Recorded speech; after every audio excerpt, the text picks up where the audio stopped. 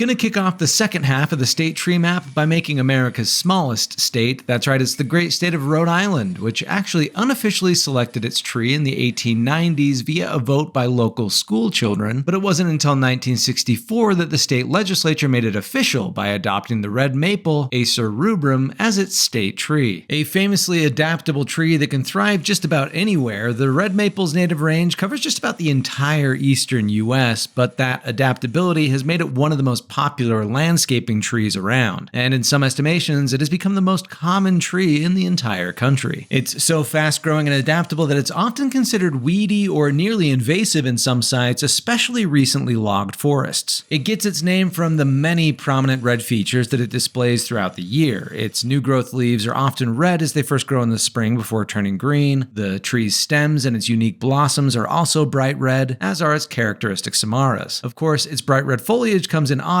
but that's a feature often shared by plenty of other maple trees. The red maple can also produce maple syrup, but it sprouts its buds quite early in the season, and once that happens, it imparts an undesirable flavor to the sap, giving the tree a much shorter harvesting season than the more commonly tapped sugar maple. Primary traditional uses include using a decoction of the bark as an eye wash to treat cramps and dysentery, and the inner bark is also edible, as are the samara seeds. Red maple wood is considered a soft maple species. Now, it's still a pretty hard wood, typically on par with cherry or walnut. It's just soft when compared to hard maple, which generally refers to wood from the sugar maple, which is around twice as hard. And listen, I gotta admit, this was a tough state to do, to cut something this tiny out. Also, Rhode Islanders, I'm really sorry that the reference map didn't offer much detail for your shape either. I might just have to do a one-off large version of your state sometime for you, but hey, it's still quite the charming little addition to our board. So let me know what state tree you'd like to see next.